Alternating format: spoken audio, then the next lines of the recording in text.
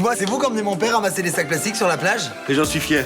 Parce que cette femme m'a fait prendre conscience des problèmes de pollution qui menacent la planète. Et comment la trouves-tu? Je la trouve intéressante, oui. Ce qu'elle veut, c'est t'enrôler dans ces histoires altermondialistes. Non. Je dois vous quitter. On va pas manger quelque chose ensemble? Mais non, je vais chercher quelqu'un à la gare.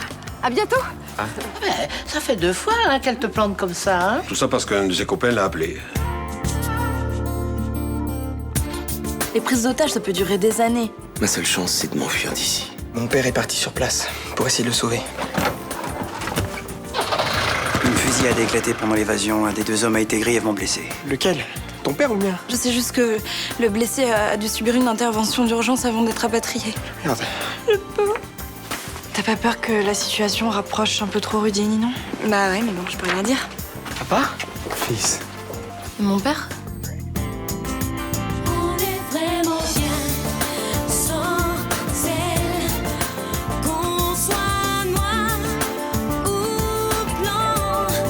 Et si on tend la main pour elle, la vie est plus belle. Quand on a quitté Bassonga, ton père était inconscient. J'avais bandé sommairement sa jambe, mais il perdait beaucoup de sang. Vous avez roulé jusqu'à Bangui? Oui, il y avait un hôpital plus proche, mais je voulais nous mettre en sécurité et prévenir l'ambassade au plus vite. C'est pendant l'opération qu'il y a eu un problème? Non, l'extraction de la balle s'est bien passée. Ton père avait bien supporté l'anesthésie et l'ambassade avait jugé qu'il était assez solide pour être rapatrié. Alors comment ça se fait qu'il est arrivé dans un état critique? Il a fait un choc septique dans l'avion. C'est quoi un choc septique? Une défaillance circulatoire aiguë. Le sang de ton père a été infecté, probablement par une bactérie. Ça se soigne, ça? Rudy, j'ai le droit de savoir, dis-moi. Écoute, c'est une pathologie très grave. Elle peut provoquer un collapsus cardiovasculaire et entraîner le décès.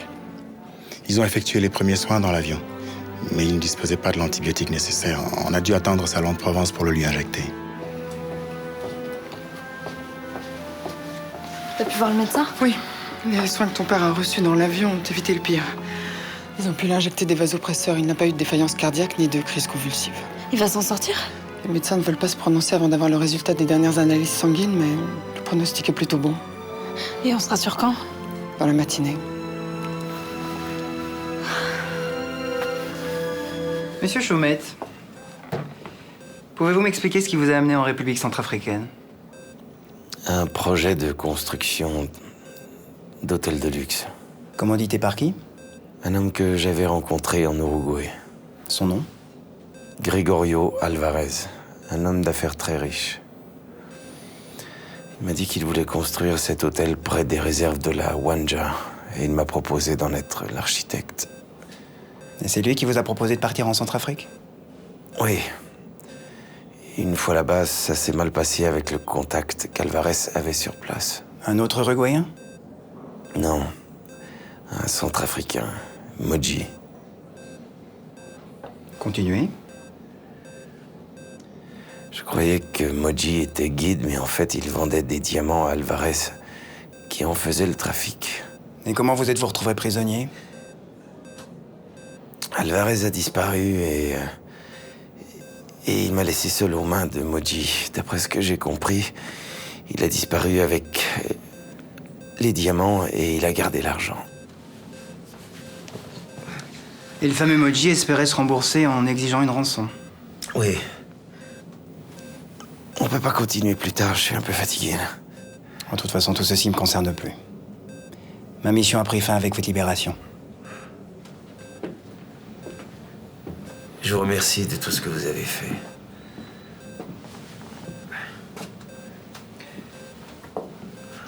Vous avez eu beaucoup de chance, monsieur Chaumette. Pour être honnête, je ne pensais pas que vous sortiriez vivant de cette affaire. J'ai cru moi aussi que ma vie se terminerait là-bas. Soyez moins crédule à l'avenir. Et vérifiez le pédigré de vos associés.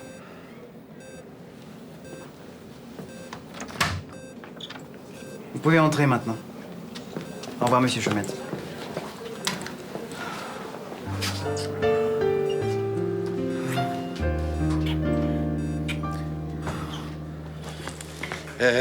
Rachel, Je m'absente quelques heures. Thomas va arriver, tu peux lui dire. Hein. Oui, bien sûr. Et s'il demande où t'es parti, qu'est-ce qu'on lui dit? Eh ben, vous lui expliquerez que vous êtes deux grosses curieuses qui posent trop de questions. Hein. Corinne t'a appelé? Vous allez où aujourd'hui? Partez en mer pour sauver les baleines? J'ai lu sur le journal qu'il y a une conférence sur la pêche au thon rouge organisée par son association. Il doit y aller. Il y va pas, il court. Bon, vous me fatiguez, on dirait les deux vieux du Moupette Show. On a raison ou pas? Eh ben, effectivement, je vais à la conférence, voilà. Et depuis quand le thon rouge t'intéresse? Écoute, c'est grave ce qui se passe. Hein? Avec la mode des bars à sushi, le monde entier dévore du thon rouge et bientôt il n'y en aura plus en Méditerranée. Tout ça parce qu'elle t'a fait de l'œil, mais tu es pathétique. Hein. Vous m'énervez. Le bonjour à ton thon rouge.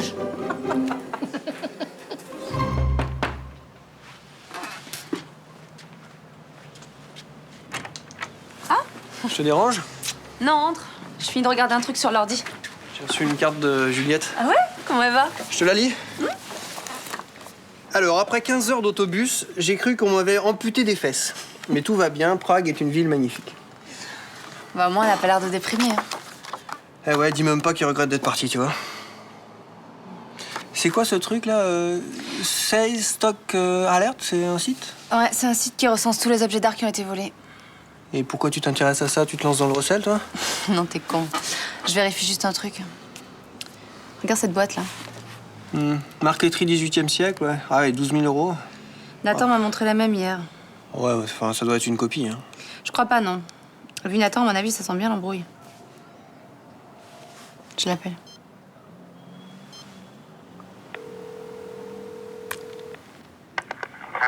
Oui, Nathan, ça va? Tu peux me remontrer ta boîte, s'il te plaît? Ouais, carrément. Hein. Tu veux l'acheter finalement? Le prix n'a pas changé, hein, c'est 50 euros. Faut voir. Putain, j'y crois pas. Quoi, Xia? T'étais bien chez toi, là? Ouais? Bouge pas, j'arrive.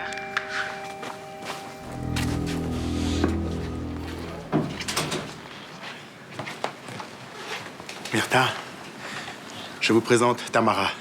C'est grâce à elle que nous avons pu sauver Vincent. Mademoiselle, vous avez été très courageuse. J'ai seulement prévenu le père Marat, c'était pas grand-chose. Vous ne serez pas modeste comme ça, vous avez risqué votre vie. Quand Moji a tiré sur nous, il aurait pu vous tuer. J'ai fait ce qui me semblait juste. Tamara ne peut plus retourner en Centrafrique, elle n'a plus de famille là-bas. Et si elle retourne dans son village, Moji va lui faire payer très cher sa trahison. J'ai pas le choix, il faut que je reste ici. Et ici, elle ne connaît personne, à part nous, bien évidemment. Alors je me demandais si... Je pouvais la loger ici? Oui. Mais bien sûr. Ça tombe bien, un client vient de me rendre sa chambre.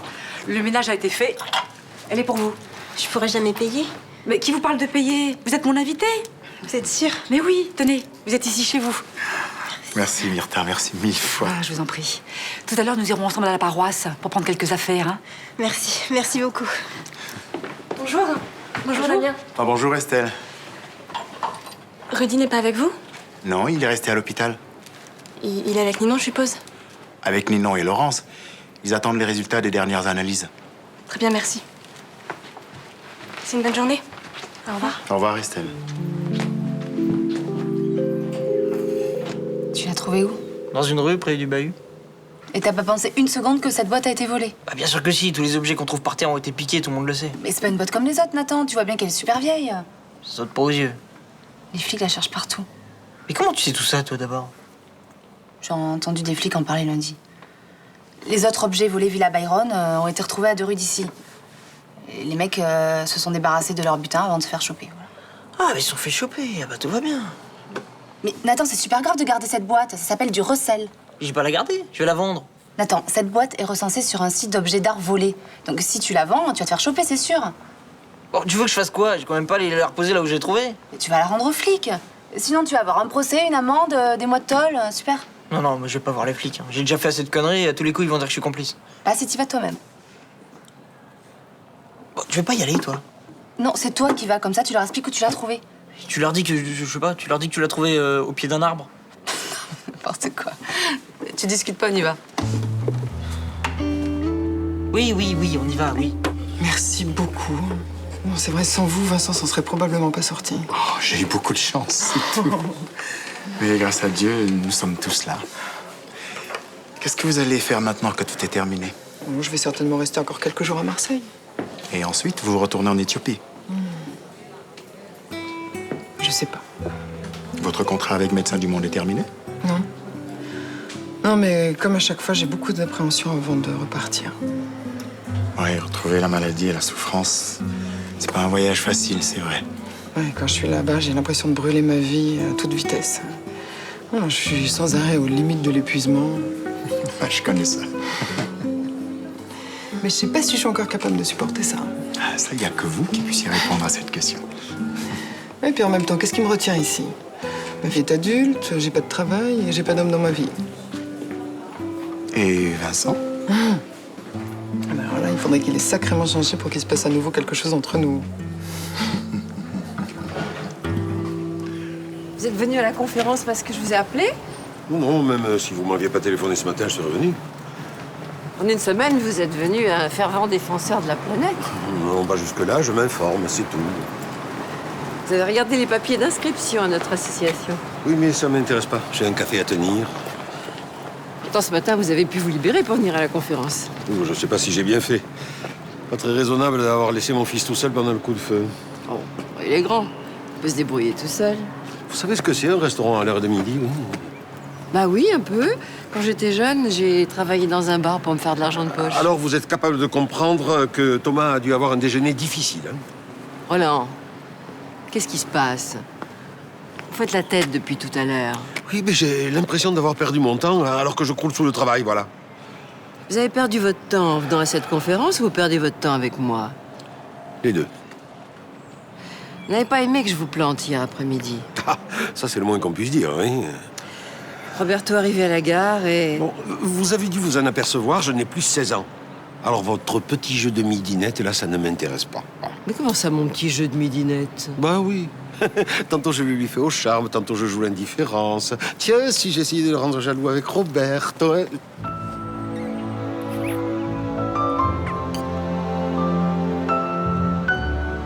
Effectivement, c'est bien la dernière pièce du casse de la Villa Byron. Bon, bah c'est bon, on y va maintenant. Attendez. Je peux savoir pourquoi vous avez attendu 2 jours avant de rendre cette boîte? Je pensais pas que c'était un truc volé. Vous avez bien vu qu'elle avait de la valeur, non? Bah vraiment, j'y connais rien. Vous savez à combien elle a été estimée, cette boîte? Non. 12 000 €. Ça fait beaucoup d'argent pour un jeune de ton âge. Ça permet d'acheter... Stop! Ça permet d'acheter un scooter, une console de jeu, des fringues de marque. Je savais pas, je vous jure. Qu'est-ce qui se passe? On ramène une boîte volée et on se fait traiter de voleur. Voilà ce qui se passe. C'est la boîte qu'on cherche depuis 2 jours. Boer, vous prenez la déposition du jeune homme, vous la lui faites signer, vous le laissez partir. C'est ce que vous vouliez, que j'arrête de jouer au chat et à la souris avec vous? Non, ce que je veux, c'est que vous soyez sincère. J'ai pas envie de m'embarquer dans une histoire qui ne mène à rien. J'étais sincère quand je vous ai embrassé. Ça veut dire quoi pour vous, exactement? J'ai écouté l'envie du moment. C'est la meilleure solution pour ne pas se tromper. Oh, alors là, je suis pas d'accord. Moi, c'est mon principe dans la vie. Parce que sinon, on passe trop de temps à se poser des questions. Puis à notre âge, on n'a plus le temps de tergiverser. Excusez-moi de vous dire ça, mais j'ai du mal à vous comprendre. Moi, j'ai passé ma vie à faire 1 million de choses différentes. Alors, c'est pas maintenant que je vais changer. On est vraiment différents. Moi, j'ai passé ma vie dans mon bar. Alors... C'est ce qui fait votre charme. On va boire un verre chez moi? Là, maintenant? Oui. J'ai très envie de me blottir contre vous. Ce serait avec plaisir, mais je me suis déjà trop attardé pour la conférence. Bon, 2 petites heures de plus, ça devrait être possible, non? Mais Thomas attend que je vienne l'aider. J'ai plein de fournisseurs à appeler. Mais je vous plais pas, Roland? Si, bien sûr que si, mais je suis pas encore à la retraite, voilà. Au revoir.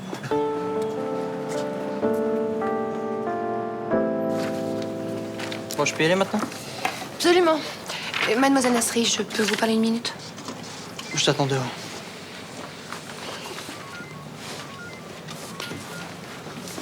Voilà, je vais être franche avec vous. J'ai de plus en plus envie que vous fassiez partie de mon équipe. Mais j'ai pas changé d'avis depuis lundi. Vous êtes jeune, honnête, dynamique. Vous avez de la personnalité. Et je viens des quartiers. Alors la police et moi, ça marchera jamais, ok? Il faut pourtant qu'on trouve un moyen de travailler ensemble. Si j'avais eu plus d'éléments comme vous, on aurait pu éviter certains conflits entre les jeunes et les policiers. Votre discours est totalement idéaliste. Si mademoiselle Nasri avait été fonctionnaire de police, ça aurait pas empêché monsieur Naibet de mettre le feu au quartier. Ouais, c'est ça, oui, on a tous les défauts. Et on pourrit ton existence et celle des autres, c'est ça? Pas tous, mais une grande partie. Et pourquoi? Parce que vous respectez rien. Et surtout pas l'uniforme. Boer, cette conversation ne vous concerne pas. J'ai quand même mon mot à dire si elle rentre au commissariat. J'ai pas envie de me battre avec une gamine qui n'acceptera pas la discipline et n'en fera qu'à sa tête. Parce que vous savez déjà comment je me comporterais si j'étais flic? Vous allez pas vous acheter une conduite parce que vous allez rentrer dans la police. C'est dans nos gènes de faire des conneries, c'est ça? Disons que c'est plutôt dans vos habitudes. Je vais devenir flic, rien que pour vous faire chier. Bon, ça suffit, on reprendra cette conversation plus tard. C'est pas la peine. J'accepte votre proposition.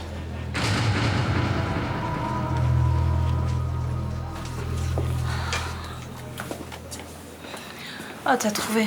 Oui, une petite épicerie à côté du métro. Je t'ai pris des pommes et des abricots secs. Merci. T'as l'air épuisé. Tu dois rentrer te reposer. Non, je vais rester près de papa. Tu sais, tout va bien pour lui maintenant. Il dort, tu vas pas rester là à traîner dans le couloir. Tu vas être là quand il se réveillera. Ouais. J'ai cru que j'allais devenir dingue. J'aurais pas tenu le coup sans toi. Bien sûr que si, t'aurais tenu. Viens là.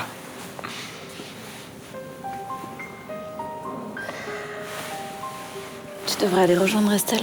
Elle doit t'attendre. Écoute, j'ai l'impression que t'as pas envie d'en parler, mais ce qui s'est passé vendredi dernier... Je suis désolée, j'étais pas bien. T'as pas à être désolé. Je suis aussi responsable. J'étais persuadée qu'en passant à la télé, j'avais condamné papa. J'étais mal. Tu crois vraiment qu'il y avait que ça? Non. Non, c'est vrai que je me sens très seule en ce moment. Puis toi, t'es là, t'es tellement gentil aussi. J'ai tout mélangé, c'était n'importe quoi. Tu penses vraiment? Oui, bien sûr. On n'aurait jamais dû recoucher ensemble. Bien. Allez, va rejoindre Estelle. Elle doit s'inquiéter pour toi. Et toi, ça va aller? Oui. Allez.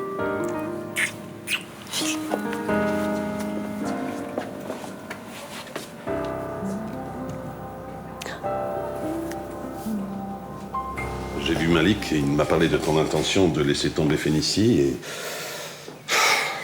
Je m'inquiète pour toi. Ce serait bien la première fois. Ne dis pas ça. J'ai pas toujours été un père idéal, mais quand même. J'ai pris ma décision et je n'ai absolument pas l'intention d'en parler avec toi. Céline, tu es une femme ambitieuse. Le travail a toujours beaucoup compté pour toi. Mais quand on voit où ça m'a mené... Qu'est-ce que tu comptes faire? Rester dans cet appartement te morfondre? Tu vas sombrer dans la dépression. Je crois pas, non.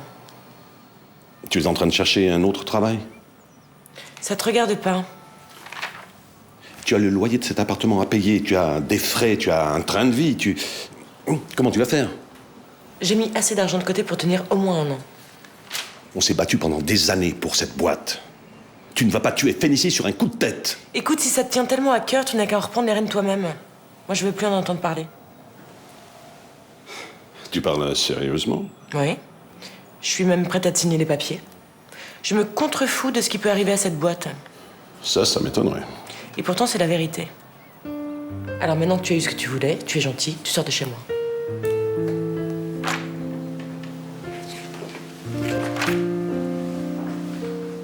Écoute, Corinne m'embrasse, 5 minutes après, elle me demande de monter chez elle. Alors... Mais alors, il est où le problème? Mais en fait, Thomas, cette femme, ça fait à peine une semaine que je la connais. Bah, moi, je connais des tas d'hommes qui seraient ravis d'être à ta place. Ouais, ben pas moi. Voilà, je suis peut-être la vieille école, mais moi, j'aime pas qu'une relation sentimentale commence comme ça. Ah, mais c'est bon, papa, Corinne, elle t'a pas violé non plus. Oh, Thomas, je t'en prie, hein? Non, mais pourquoi tu réagis comme ça? Je sais pas, vous aviez l'air de bien vous entendre tous les deux, pourtant. Ouais, non. La femme, elle est pas pour moi. Elle est pas assez... Elle est trop... Trop quoi? Trop libre, trop vivante, trop passionnée, trop quoi? Bon, de toute façon, j'aime pas les situations confuses.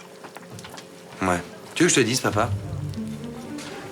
Tout ça, c'est un prétexte à te défiler. Parce qu'au fond de toi, t'as les chocottes. Ouais. Tiens, touche-moi ça. Non, mais alors, de mieux en mieux, là. Non.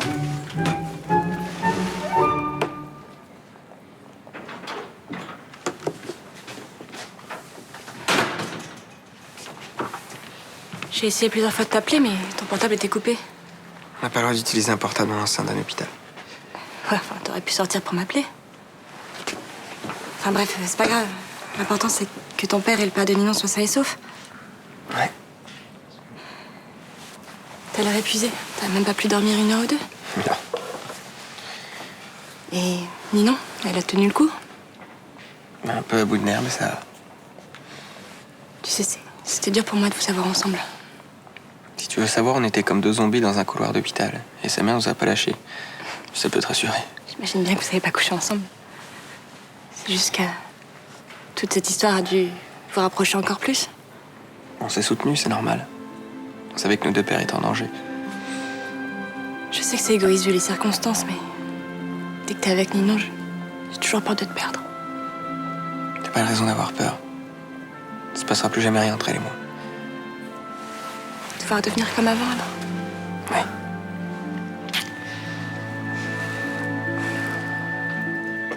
Qu'est-ce qui m'a pris de dire oui à Madigan? Non, parce que c'est un boulot intéressant et que t'as envie de le faire. Tu parles, j'ai fait ça pour faire chier l'autre facho de Bauer. Ouais, c'est une motivation comme une autre. Mais je plaisante pas, Malik, je me sens pas bien, là. Oh, arrête de dramatiser. C'est à mi-temps en plus, tu vas pas en mourir. Ouais. Et puis, tu vas pas signer le contrat de travail avec ton sang, hein. Si ça te gonfle, tu démissionnes. C'est la honte, hein. Je vais même pas oser retourner dans notre quartier. Là.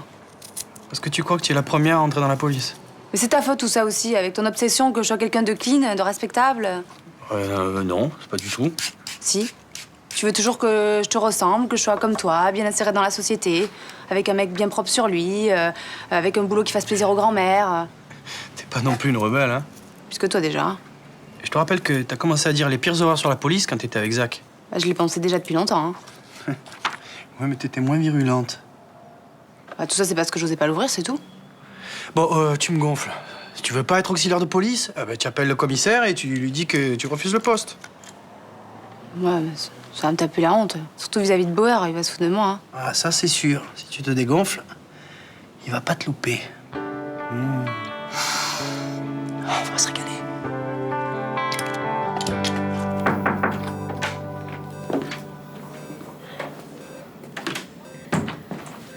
Comment tu te sens?